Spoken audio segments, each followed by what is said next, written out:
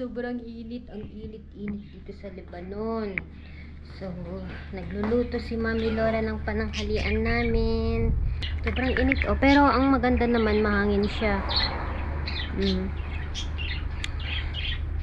Alam nyo, ang nangyari kanina, na-late kaming nagising kasi today is Saturday. Medyo late na itong vlog namin. Ganyan talaga. Ay, yung papaya ko, sabi ko kukunin ko. Tignan nyo, hinog na sila. Tara, kunin natin para meron tayong i-shake ngayon. Kunin natin yung papaya. At the same time, ipakita ko sa inyo itong ginawa kong trellis ng black. Ito mulberry ba ito? Ewan ko. Binigay lang sa amin ito. Hindi ito wild, guys. Can you help me? I want to get the papaya. No. Yes, no. I'll help you. I go there. Why are they like that? I don't have my slippers. I'm here. I'm literally in front of you. Can we eat afterwards? Yes, Okay.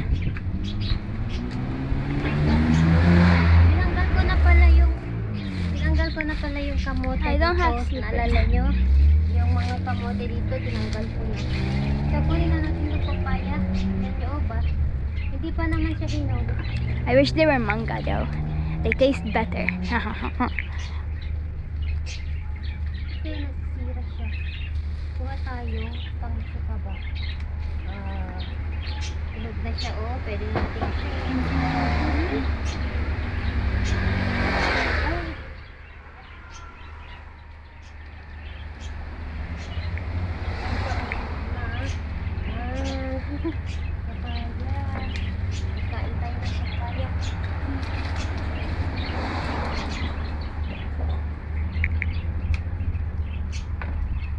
Matamis ito kasi native. Hindi na natin shake. Ala. Lalaki. Ang dami na naman. That's it. That's it. Wait, papakita ko sa inyo. Wait. Daigo. Yes. Ito guys, di ba naalala nyo no? Sabi ko babae siya, ay lalaki. Pinutulan ko lang siya. And then after 1 year, nagkasanga siya ng ganyan. Ayan. So, ang lalaki ng bunga. Sabay-sabay ito na itanim. At the same time, hindi pa ako tinanggal dito kasi basta naalala yung kamote dito na tumubo, tinanggal ko na. Ayan, papaya. Ito yung isang, naalala nyo last time, ang daming bunga na direkto hanggang dito sa baba. Pag ganyan siya, pataas-pataas na bunga. Nagkasanga-sanga siya guys. Bale, 3 ang sanga nito. Isa, 2, may bunga lahat. And then yung isa doon, 3.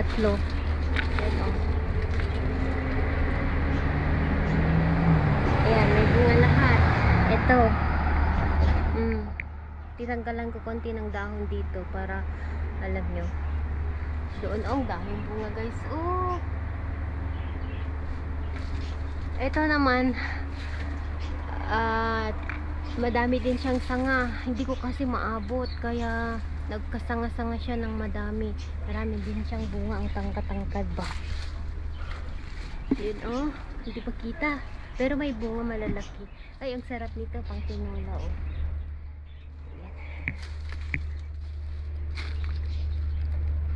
diba? Pang shake. Ang humihingi lang naman is yung mga ibang lahi, yung ilam nyo, yung mga Sri Lanka, Ethiopian, Bangladesh, yung ganun. So ito, ginawan ko siya ng net. Ano ito? Raspberry ata ito. Hindi siya wild guys, yung talagang variety ng raspberry. Yan, nilagyan ko ng net para may pagpanhan. Binigay lang sa amin yan. Then mga orange, bunga ng orange namin. Yung papaya talaga nakakatuwa dahil bunga. Diba? Let's go. Ano tayo ng shake. Yan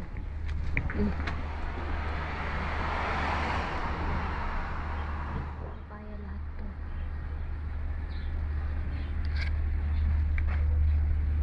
Naalala nyo yung tinanggal nila yung papaya, yung dahon niya. Ito, papaya natin sa road. Ay, yun ang gawin natin shake. Pero hindi pa siya malambot, matigas pa siya guys. Pero manuhin ko na lang siya, oh. Oh, yung native na papaya ito, maliliit siya, sigurado matamis ito. Wow, sarap mag-shake ng banana with this. Oh, sa ganitong mainit na panahon, ay naka-perfect ito. Ayan guys, samahan nyo kami ni Mr. Mag-grocery kami, mag-market kami. So, maiwan yung mga bata kasi tulog ang taong ito. And then namin sila isasama dito lang naman, malapit sa amin. So, walang problema. Bilis lang kami, bili lang kami ng mga pangangailangan namin. And then, uuwi kami agad. Sana yung susi ko. Yan, samahan nyo kami. Hey guys, nakabili na kami ni Mr. ng mga gamit. Bumili kami ng chicken. Walang katao-tao, yung mga shop closed. ملفوف كده Laffy. كوسة كوك فران Tomorrow, it's all hydraulic kusahan. Tomorrow I will cook. ماشي. Kasi closed to holiday ngayon dito sa Lebanon. Ibang shop closed. So, nakabili na kami ng meat. Mga gamit. So, pauwi na kami ni Mr. Kasi mga bata na iwan sila. خالته خالته الو الو بونجور كيف الصحة منيحة؟ إن شاء الله بينعاد عليكم كمان. ميرسي ميرسي تسلمي يحيى عاد براي. بعدني واعي هلا رح تلفلها عيدها أنا إيه.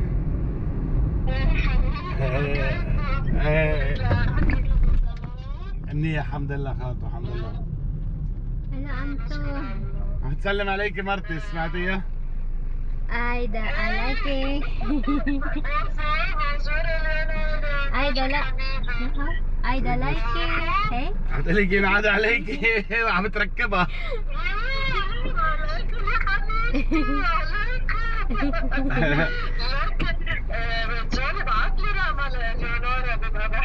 يلا يلا يلا يلا هلا ابعث لك اياها يلا. ايه خالته. Eh, alhamdulillah, Anto. Eh, alhamdulillah. Yeah. Okay, kalto. Shatilik. Shatilik.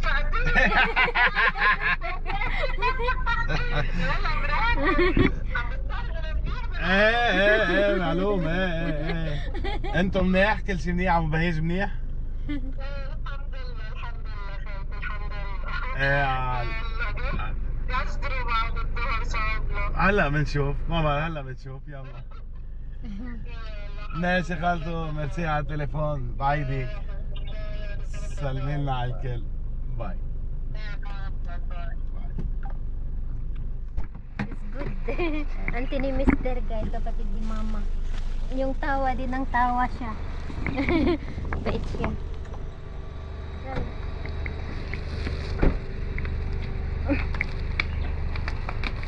Thank God, nakabili din kami ng mga kailangan namin. Kids! Open the door please. Hindi ko na nilock kasi sinabi ko na lang na wag silang mag-open. Alam ng babae. So, kasi what? I did not buy mogo-mogo. What size are it? Yung lapot na the ice cream. Bumili kami. I lapot in the Haida.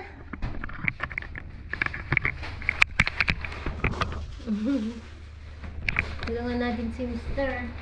What did you buy? Oh my God!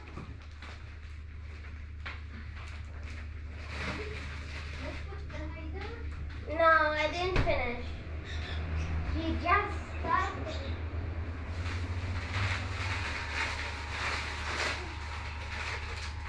Can I eat the ice cream?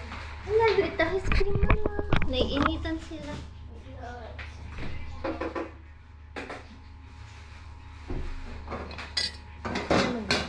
tayo. Is that kaftan? Yes. You want it now? No. I think it's where? Put in the ref, mama. In the حطوا هذا بالفريزر ايه هودي يفضل تعال Ayan, bumili kami ng meat. Chicken, gano'n.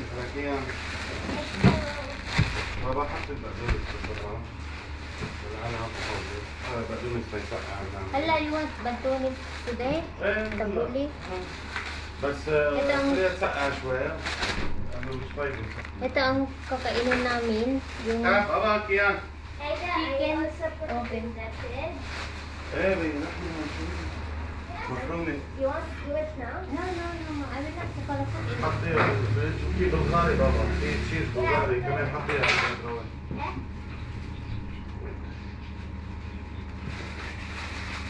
Hey, don't let ice cream put down.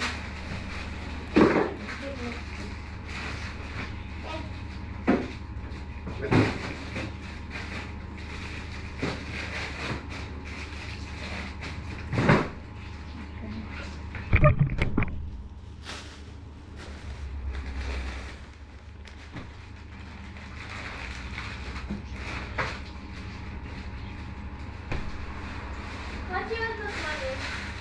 Chicken, habibi. Chicken in oven. Hi guys, nagluluto na ako.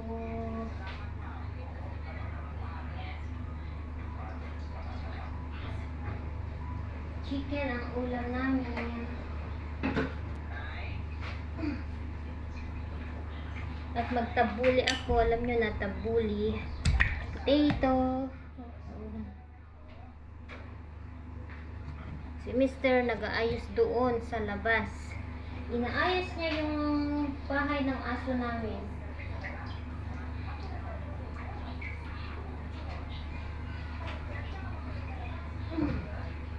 Kasi yung mga aso namin super makulit. Lagi silang inaayos yung bahay nila. Mga bata nasa loob. Nanonood ng TV. Ako naman dito busy sa pagluluto ng lunch namin. Ganun lang.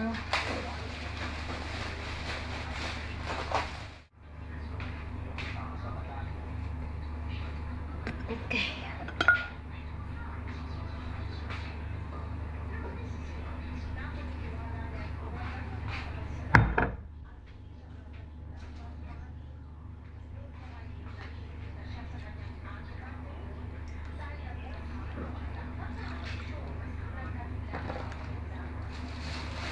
Guys, nakaluto na si Mami Laura. Ayan. Luto na yung food namin.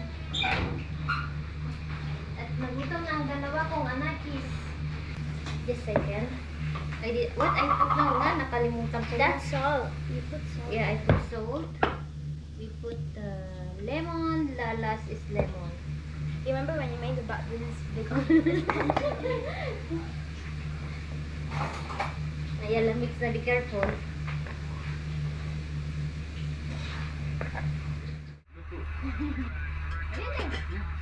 Oh, thank you. The best daw ang tabuli ko. No, I taste yani after I mix yani yalla. I don't taste if it's good or what. Pag tabuli ko kasi wala siyang masyadong ang sikreto niya daw is yung Ricardo ba?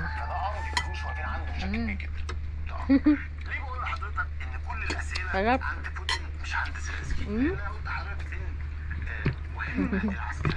Kain po tayo guys.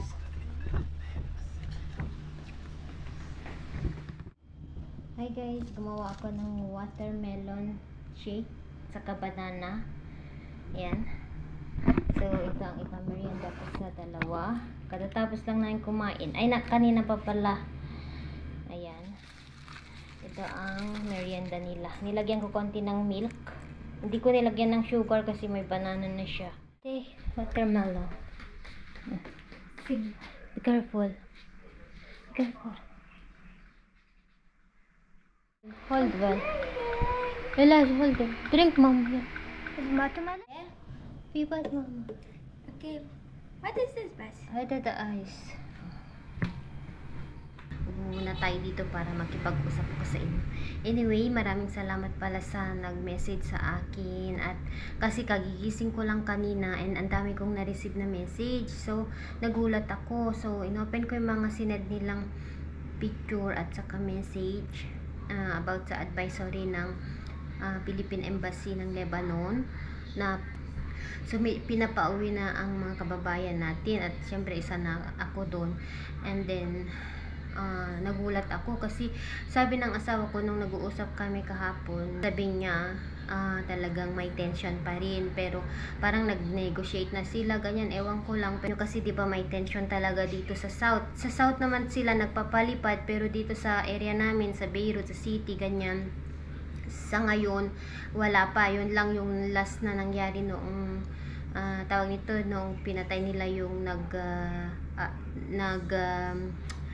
mando na gawin yung sa kabila na yung mga bata na namatay sa football, alam nyo, na naglalaro ganyan. So anyway, pinatay nila. So next to airport yun, and marami din naman nadamay, mga sugatan ganyan. So ang nangyari ngayon, after that wala na ang kaguluhan dito, wala nang nangyaring gulo dito sa city. So mostly talaga sa south sila nagpapaliparan ng, alam nyo, ang kwento kasi ni Mr. once daw kasi na magpaano yung dito at saka sa ibang sa Iran ba yun? Basta wag ko nang banggitin guys, sa na bansa, yung kakampi ng bansang ito sa mga age ganyan, sabi daw ng alam nyo siguro na papanood yun na gano'n, na pag once daw na masaktan ulit sila ganyan, doon daw sila titira at maghiganti, at hindi na lang daw sa south nila titirahin kundi sa partes, kung saang parte ang any part ng Lebanon. Yun yung yun yung alam nyo naman siguro yung balita na yun. So ngayon, parang hindi naman ata sila nag-react dito yung about sa nangyari after no pagkamatay ng isang leader dito. Unti-unti nilang tinitira lang naman is yung mga higher position ng mga leader. So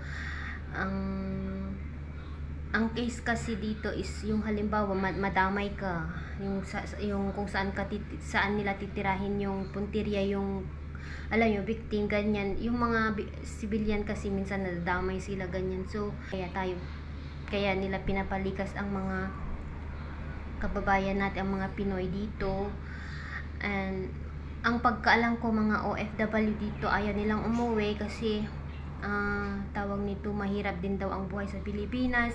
And sabi nga nila, paano yung mga amo namin, mabubuti silang tao, and then pag uwi namin sa Pilipinas, ganun. May isa kasi akong kaibigan na na nag-work dito, and hindi daw siya uuwi kasi medyo matanda na din siya, 50 years old, and nag-work pa rin siya sa matagal niyang amo. And sabi niya mabait daw naman ang amo niya, and sabi niya I'm sure sabi niya na pag may gulo naman dito, syempre isasama ako kung saan sila pupunta. So ayaw niyang umuwi kasi nagchichatan kami, and sabi niya hindi daw siya uuwi kasi tinanong niya kung uuwi kami, ganyan. Today is Saturday kasi, so medyo late na itong vlog namin. Hindi ko alam kung hindi ko pa kinontak yung embassy natin kasi pag Saturday walang work, close yung embassy natin. So sa Monday siguro tatawag ako sa Philippine Embassy at mag-ask ako ng, alam nyo, about sa yun yung ko guys. So prayer is more powerful naman, basta magtiwala lang tayo sa kanya at alam ko na maging safe kami, ganyan. So basta wag lang kaming pupunta sa madaming tao. Dito lang naman kami sa church, sa market, kaya hindi na kami pupunta dun sa Beirut kasi yun, and si Mr. lang ang pupunta sa Beirut sa trabaho niya, ganyan. Usually ang update ko dito i-update ko kayo guys. Okay pa naman, normal pa naman ang sitwasyon, mga tao lumalabas pa rin sila gabi, alam nyo, pupunta pa rin sila sa trabaho nila at sa ibang lugar, beach, ganyan. So wala pa sa ngayon yung talagang kasi sabi may nag-message sa akin, anak, sabi niya si tita, sabi niya ano daw, nababalitaan niya daw na marami daw na mamatay, ganyan, na dadamay. Oo, yung last na na nangyari dito na pagsabog ganyan is may nadamay siya kasi, and then maraming sugatan, pero so far ngayon naman is wala dito sa area namin. And sa south, yun, doon lang sila nagpapaliparan ng palitan ng so wala pa naman akong nabalitaan na kapwa nating Pinay, kababayan natin na nadamay. So yun, mag-ingat lang tayo, yung mga nandito nating kababayan, lagi po tayong magmatyaga, alam nyo, mag-ingat anytime. So yun lang yung update ko ngayon. So thank you pala sa nag-message sa akin, kasi minsan hindi ko talaga ino-open ang Facebook ko, ang Messenger ko, as in wala akong time guys. And minsan yung mga kaibigan ko, yung mga si ate, minsan hindi ko pa nare-replyan, na alam niya naman yung sitwasyon namin. And then yung mga kapatid ko, mga magulang ko, minsan lang talaga ako nakikipag-chat, ganyan. At saka yun, pasensya sa mga hindi ko nare-replyan, sa mga nagme-message sa akin, kung late ako nagme-message, pasensya guys, kasi talaga hindi ko ino-open, basta yung itong phone ko, ilagay ko lang dyan, wala, after na yung mag-upload na ako, wala talaga akong time. So yun, thank you sa nag-message, kasi binuksan ko lang siya kasi ang dami, tik tik tik tik tik tik, nagba-vibrate in the morning ba. So, sabi ko, ano kaya to? So ina-open kong, dahil na pala kung message na na-receive about sa balita na ito. So ayun, yun lang guys, safe pa kami, yun lang yung update ko, okay pa kami, and thank God, sana walang mangyaring gulo na like yung binabalita nila na alam nyo. So prayer talaga is more powerful. Ngayon doon lang kami kumakapit, sa akin doon lang ako kumakapit yung sa ating Panginoon, magdasal lang ganon para safe ang family at sa lahat. Ayun guys, yun lang.